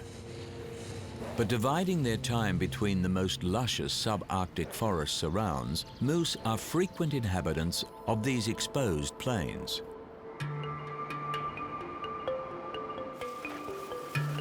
During the summer months, when the ice melts, moose venture into the waterways to feast on the sodium-rich aquatic plant life. The only deer species capable of feeding underwater, the moose is equipped with muscles that close the nostrils and prevent water from entering its airways, allowing these unlikely animals to submerge themselves completely as they graze the underwater vegetation. As herbivores, moose consume around 30 kilograms of vegetation every day. To feed efficiently in the challenging Arctic environment, they have developed sensitive prehensile lips, which they use to feel out the fresh shoots from the harder twigs, stripping an entire branch of leaves in a single mouthful. In response to the limited feeding opportunities in the Arctic, moose are solitary creatures and, unlike most deer species, only rarely gather in groups. The mating season is the exception to the rule. During the rapid Arctic autumn, around September and October, moose come together to breed.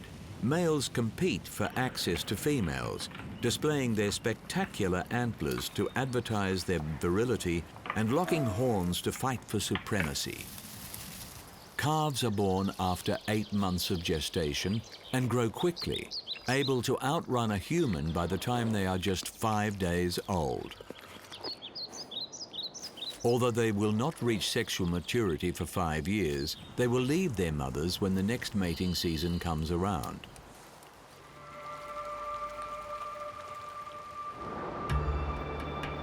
The hollow hair of the moose pelt provides excellent protection against the elements of the cruel Arctic winters.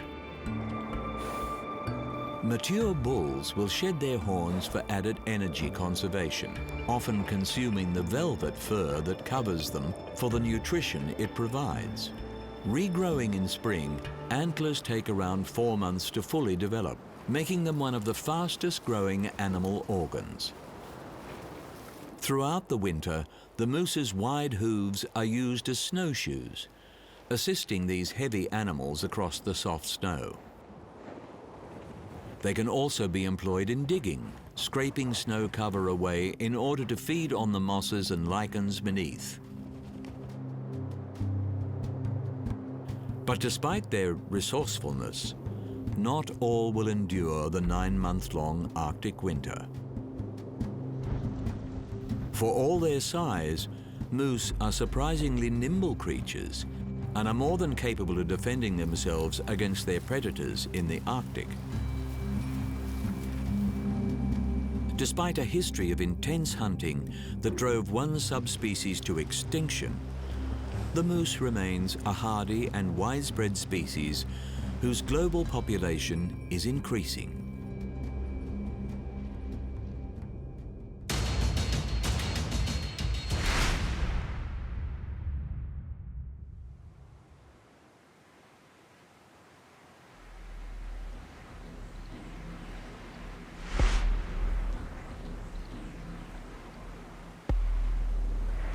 Widely feared and persecuted by humans for its attacks on livestock, in the largely unpopulated Arctic, the mythic wolf remains a commanding presence.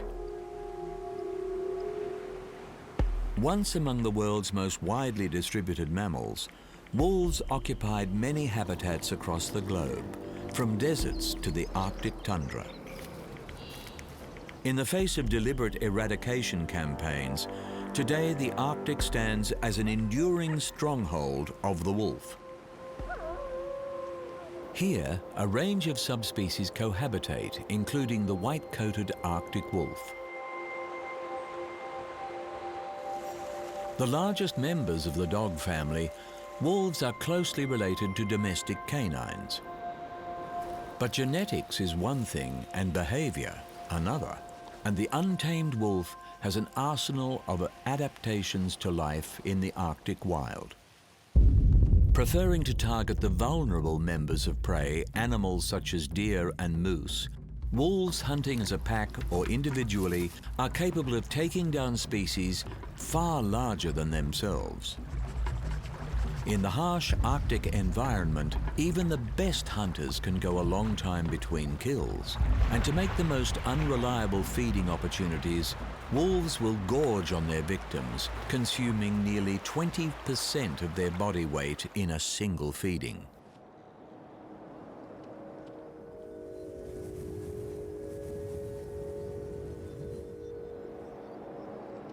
Social animals, wolves generally form packs around a nuclear family model, with a mated pair at the head, accompanied by their offspring.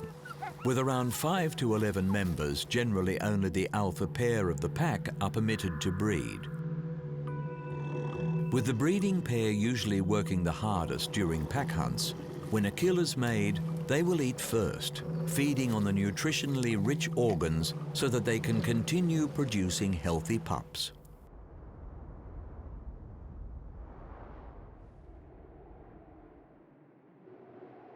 Covering huge distances in search of food, wolves have been recorded walking nearly 200 kilometers in a single day.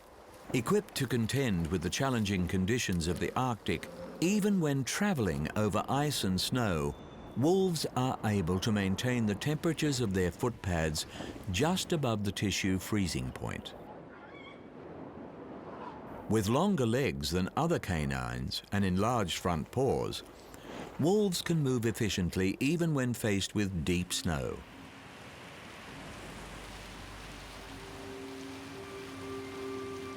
Territorial animals, to ensure a most reliable supply of food, wolves in the Arctic tend to establish wide ranges, as large as several thousand square kilometers. Scent marking their turf every few hundred meters, the wolf's iconic howl is also used in maintaining territory.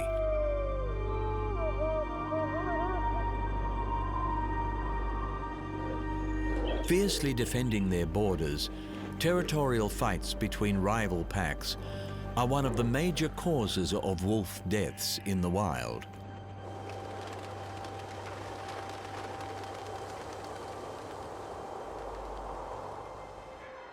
Extinct from much of their historical range due to targeted hunting around the world, the decline of wolf numbers has been turned around since the late 20th century through legal protections and reintroduction programs. Throughout this, the largely uninterrupted wilderness of the Arctic has maintained a stable population and, with careful conservation, is expected to continue to do so.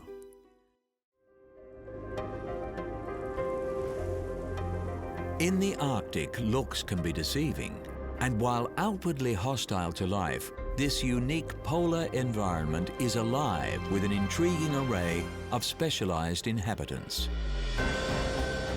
In this episode, we have met polar bears, walruses, orcas, moose, and wolves. For all its ferocity, the Arctic is a surprisingly delicate place, particularly sensitive to the effects of a changing climate.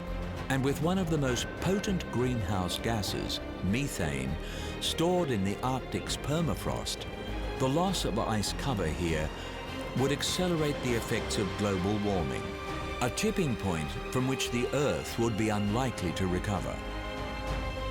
Distant from most of humanity, the Arctic is nonetheless connected to us all, and it is up to all of us to preserve it, not only for the sake of the Arctic, but for the sake of the world. Nature is not a place to visit, it's our home. Nature is all that we see. Animals, insects, disappearing into their surroundings, using deceptions, disguises, lures. Nature is all that we hear. The call of an eagle, the hiss of ocean spray, the rumble of thunder, the doings of a cricket. The wonderful beauty of nature, the crucial, fragile affinity between animal life and their environment. All of this is World of the Wild.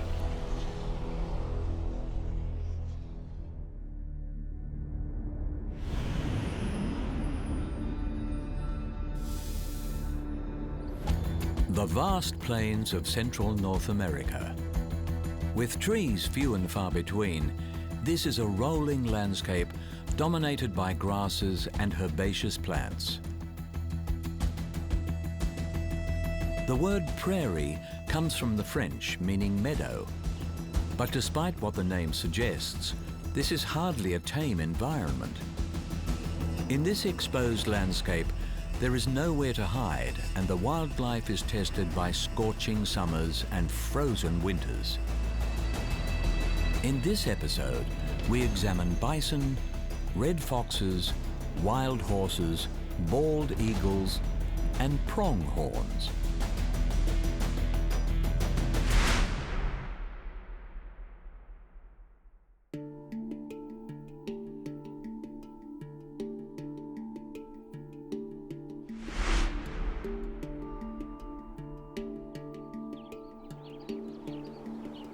Across the broad reach of America's Great Plains, there is one iconic animal that conjures both the heroic legends and violent history of the prairie: the bison.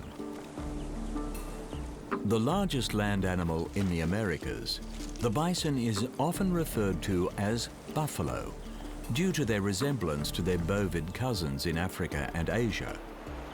Feared and celebrated, hunted and worshipped, the American bison is synonymous with its grassland environment.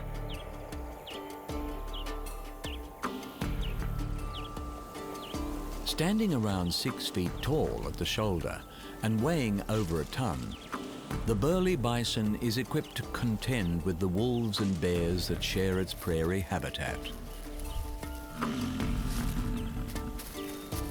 With males and females both armed with horns up to 2 feet long, it is rare for a healthy adult to fall victim to predation.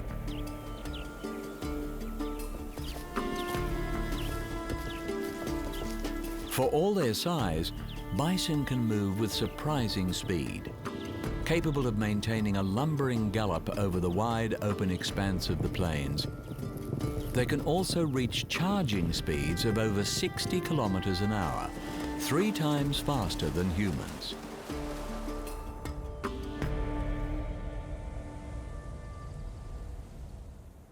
While often appearing docile, bison have an unpredictably ferocious temperament, and in many parts of modern America, they account for more injuries to humans than bears.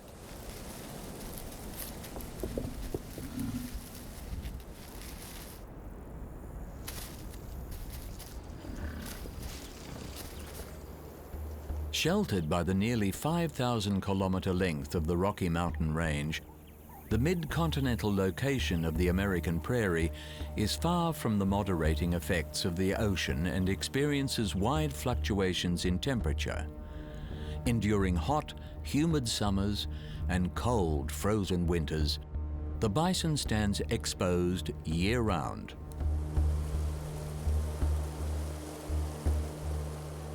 The bison's remarkable fur coat is the key adaptation to its survival against the elements of the Great Plains. Ironically, it was the demand for bison coats that almost led to their demise, seeing the species hunted close to extinction in the late 19th century. During the winter months, bison sport a thick mane-like coat which so effectively retains heat against their bodies that snow can settle on their outer hairs without melting. The distinctive hump of the bison is also an adaptation to their grassland habitat. During the harsh prairie winters, bison use their muscular humps to swing their heavy-boned heads back and forth. Acting as snow plows, they clear the way in order to feed on the grasses beneath.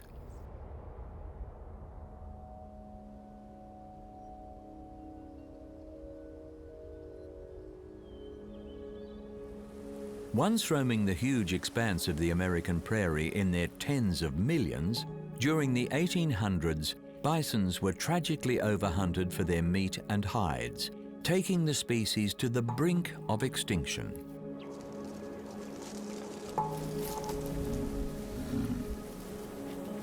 Maintained conservation efforts from environmentalists, ranchers, and Native Americans have seen isolated herds of bison make a comeback. While no longer considered endangered, a lack of generic diversity is the legacy of the bison's brush with extinction. Today, efforts are being made to expand conservation herds further into their traditional lands in order to protect the bison into the future.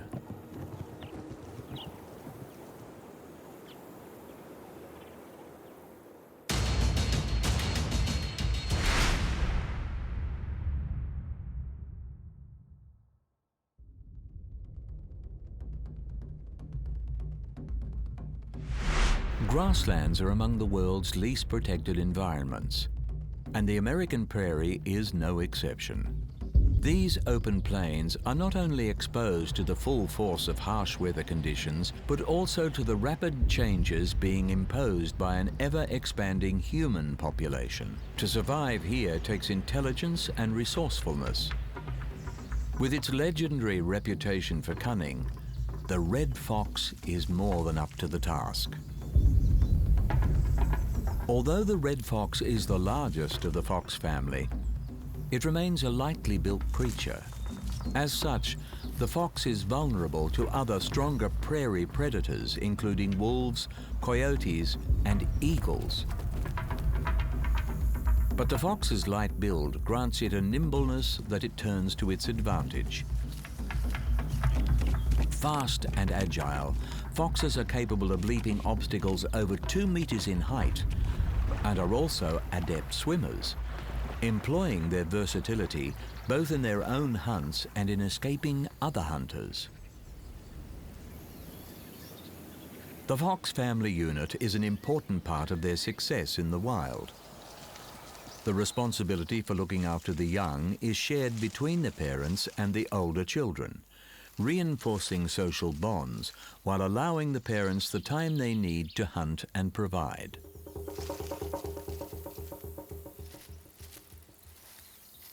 Red foxes have a keen sense of smell and excellent eyesight, but it is their acute hearing that sets them apart on the prairie. Utilizing their auditory talents in the hunt for even the smallest game, foxes are capable of detecting the rustling of a tiny rodent from 100 meters away. Even when hiding underground, prairie mice are not protected from the ears of foxes.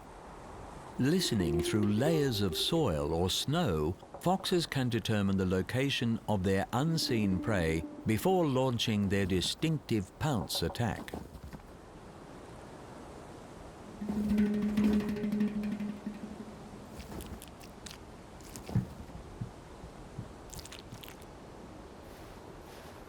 The red fox's characteristic bushy tail is an important adaptation to their open plains habitat.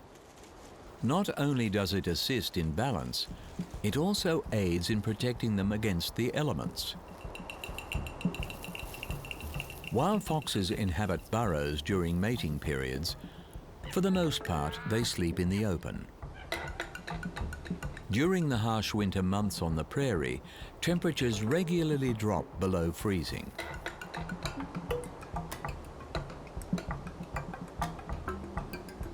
But by wrapping themselves in their densely furred tails, foxes are able to maintain their body temperature even when sleeping on snow.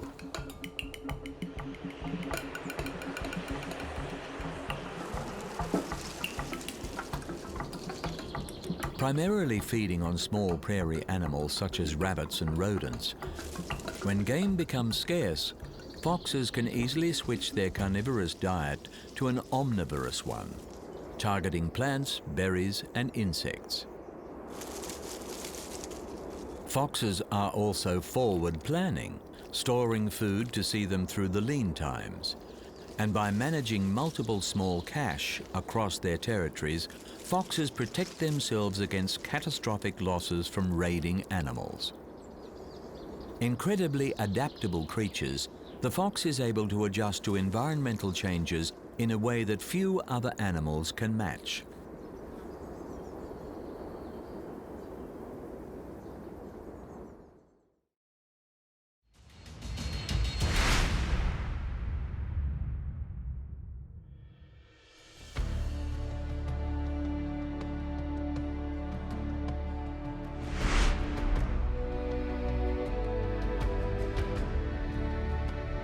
On the prairie, there are few images as stirring as a herd of wild horses roaming the rangeland.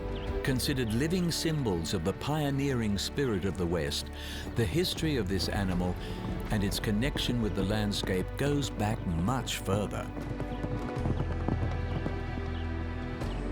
The horse family, Equidae, originally evolved on the plains of North America. However, after the last ice age, the changing climate and the arrival of human hunters resulted in horses dying out on the continent. Fortunately, the horse had spread to Asia, Africa, and Europe, saving the species from extinction. And it was from Europe that horses eventually returned to America, after an absence of many thousands of years. Today, wild horses occupy much of the United States, with the abundant grasses of the prairie making it a preferred rangeland. They are known as mustangs. Opinion is divided as to whether these creatures are true wild horses or feral animals artificially introduced to the environment. While the domestication of horses has altered the species, from a biological standpoint, many scientists view the mustang as the modern return of an ancient plains animal. Although adult horses have no natural predators across the plains, horses have evolved as prey animals and prefer to live in the safety of herds.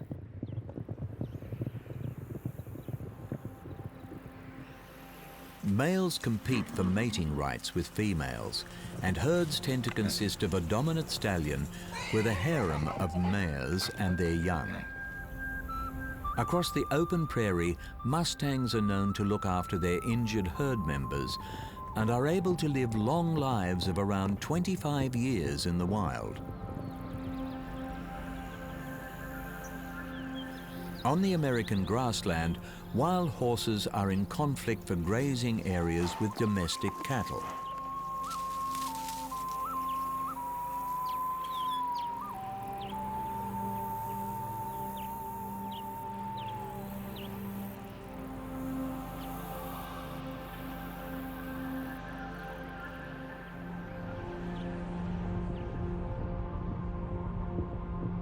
With a faster digestion rate, horses must consume more forage than cattle, but can obtain sufficient nutrition from poorer quality food sources,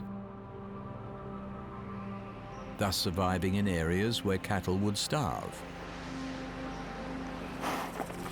The prairie environment sustains a number of wild species that rely on the grasslands for forage, as well as domesticated livestock. The wild horse population is capable of doubling every 4 years, and without human intervention can threaten the balance of the plains ecosystem. For the mustang, it is not a question of survival, but a question of at what level the population will be maintained.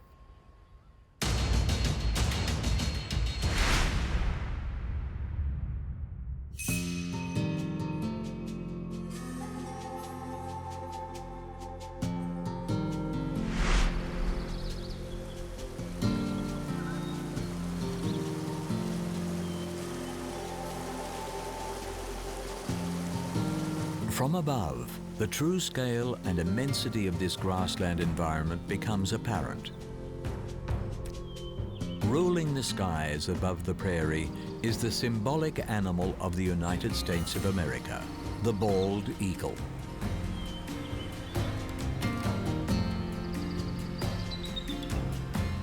Bald eagles are seabirds, but are such adept hunters that they can be found throughout most of the country.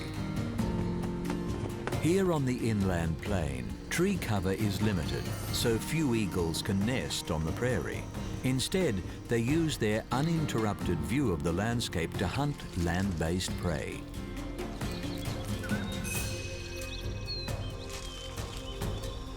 In ancient times, this grassland was covered by a shallow inland sea. When the waters receded, around 55 million years ago, they left behind the flattened expanse that became the prairie. Gliding above this wide open landscape, the bald eagle utilizes its eyesight to an almost unfair advantage.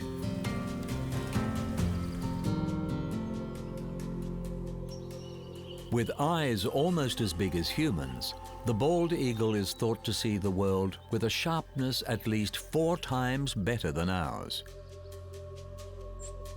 A transparent inner eyelid slides across the eye every few seconds, wiping it free of dirt. Dual centers of focus allow eagles to see forward and sideways at the same time. Hovering hundreds of meters over the exposed terrain, the eagle is granted unimpeded views of all the activity below. And on a landscape this broad, little can escape the eagle's eye.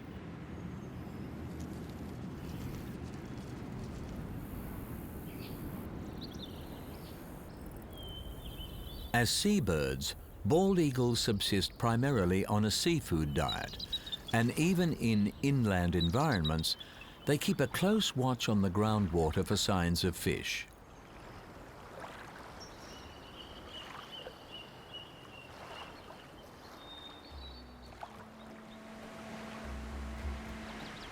Diving from above with speeds over 150 kilometers an hour, bald eagles dispatch their quarry with their highly developed talons, immobilizing prey with a grip strength 10 times greater than that of a human.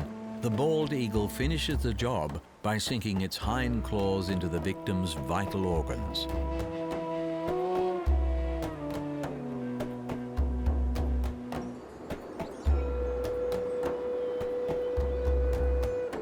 The majesty and power of the bald eagle has made it a sacred bird in almost all Native American cultures.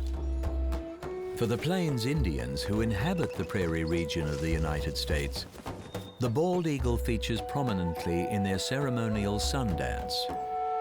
During the ritual, a medicine man waves a fan of eagle feathers from the sick tribe members to the sky, so that the eagle may carry their prayers for healing to the Creator. The bald eagle's distribution throughout the United States is a conservation success story, with the species returning from the brink of domestic extinction. Hunting and habitat loss played a role, but the biggest culprit was the pesticide DDT, which caused sterilization of birds or eggs too brittle for brooding parents to sit on.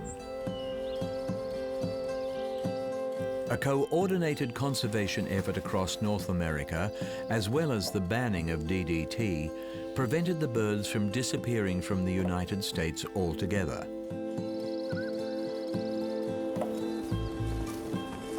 Today, the eagles are no longer on the endangered list and are once again present in healthy numbers all over the country.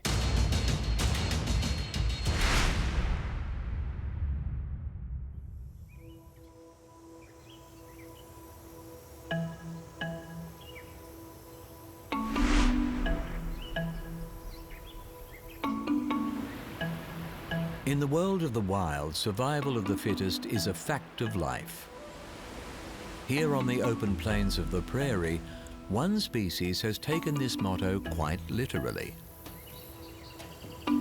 Often referred to as American antelope, pronghorns are hoofed mammals native to the grasslands of North America.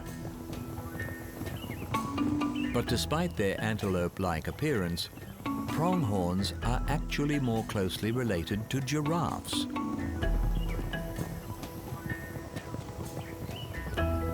The second fastest terrestrial animal on the planet, the pronghorn is a highly evolved runner. The prairie predators can only stand and watch as their would-be snack is running away. With top speeds estimated to be around 90 kilometers an hour, pronghorns can comfortably hold a half-paced gallop for miles on end. So not only are pronghorns the fastest animal in the Western Hemisphere, they are also the most durable. Both sprinters and marathoners. For pronghorns, survival on the plains really does come down to being the fittest.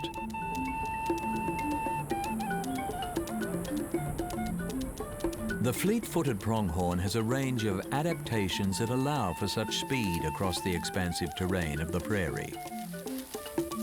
A light bone structure and a short coat of hollow hair means that the pronghorn is lightweight.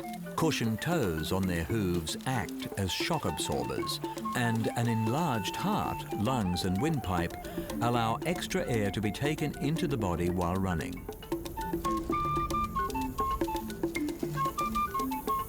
Pronghorns are also highly alert to the dangers of the prairie home. Stalked by predators such as cougars, coyotes and eagles, they have keenly developed vision. Preferring to graze in exposed grassland, they are able to identify predators over a kilometer away. When danger is spotted, the distinctive patch of long white hair on the pronghorn's rump stands on end. Raising their hair to raise the alarm, this unique warning system alerts fellow herd members to the threat.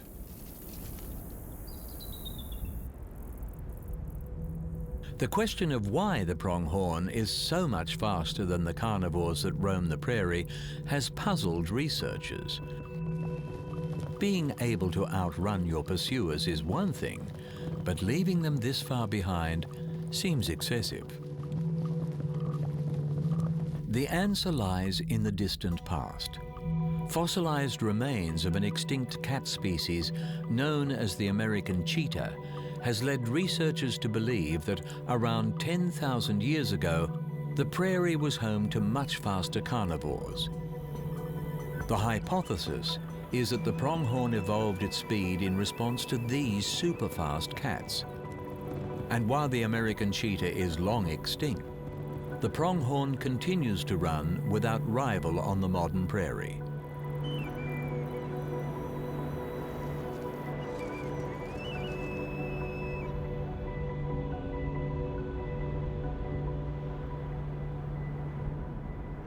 Journeying from their highland summer range to their lowland winter range, pronghorns undertake the longest overland migration of any animal in North America.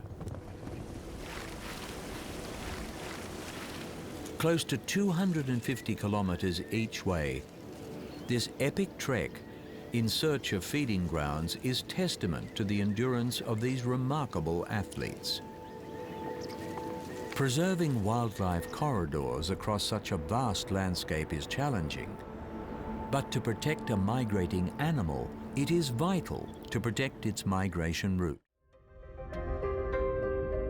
The flat, seemingly endless grassland of the prairie is a unique ecosystem inhabited by a diversity of life. In this episode, we have explored bison, red foxes, wild horses, bald eagles, and pronghorns. Once covering most of North America, since European settlement, the prairie has been much reduced, and today is considered one of the least protected environments in the United States. Conservation and regeneration efforts are gaining momentum, and success stories, such as the bison and bald eagles, are proving the worth of such endeavors. This work must continue and grow in order to preserve this cherished landscape as one of the wonders of the world of the wild.